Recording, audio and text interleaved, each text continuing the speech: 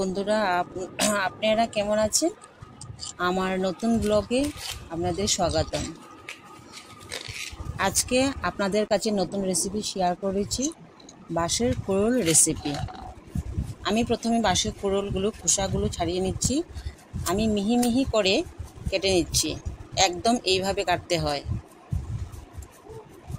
অল্প আলু কেটে রেখেছি।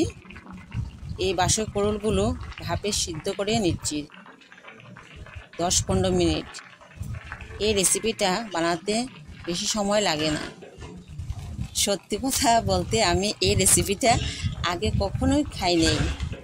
আমার বিয়ের পর শ্বশুরবাড়িতে খেয়েছি। এত টেস্টি রেসিপিটা হয়, কি বলবো। এই রেসিপিটা আগে আমার কিছুই লাগে না। হালকা মশলা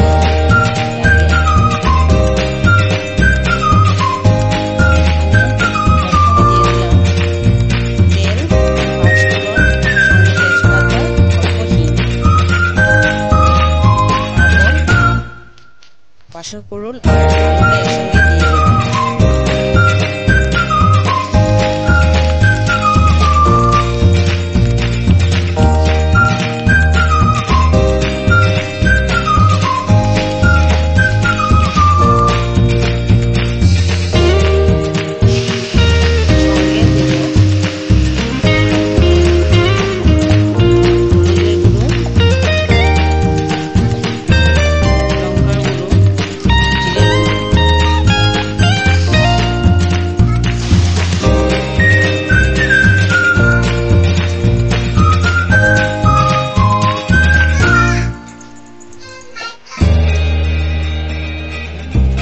এক চামচ করে সব গুঁড়ো মশলা দিয়ে দিলাম।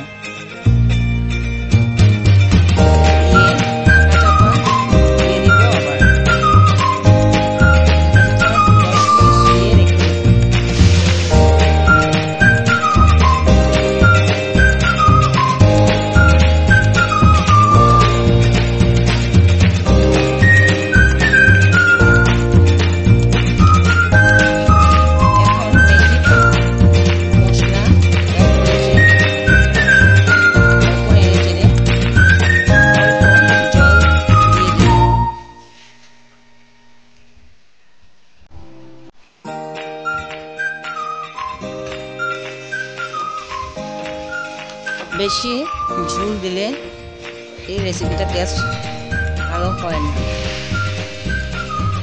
আবার ঢেকে দিয়ে দেব 10 মিনিটের জন্য। কারণ বাঁশের কোরল অল্প শক্ত হয়, তার জন্য মানে ঢেকে চেপে রান্না করতে হয়।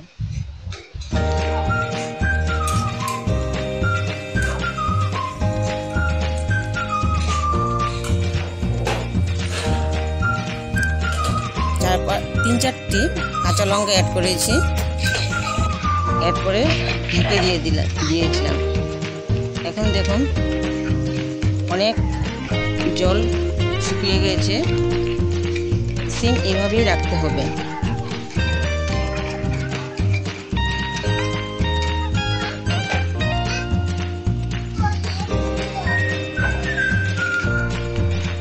অল্প অল্প ঢেকে দেব 5 মিনিটের জন্য।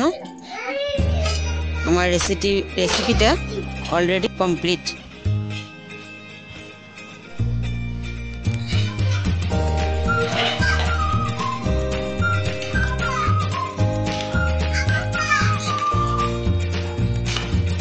অল্প মাখো মাখো টাইপ হলে খুব ভালো লাগে। এখন নামিয়ে নেব।